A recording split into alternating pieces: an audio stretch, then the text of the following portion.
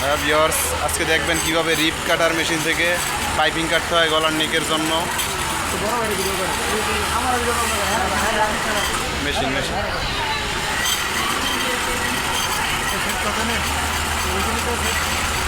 দেখেন কিভাবে টি শার্টের নেকের কাপড় পাইপিং কাটা হয় পাইপিং মেশিনে।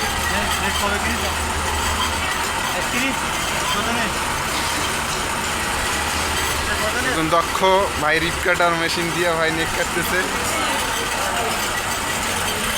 অভিজ্ঞতা অপারেটর দক্ষ কাটা রিপ কাটার মেশিন কাটে ভালো খেলে কম। না, খেলেও ভালো।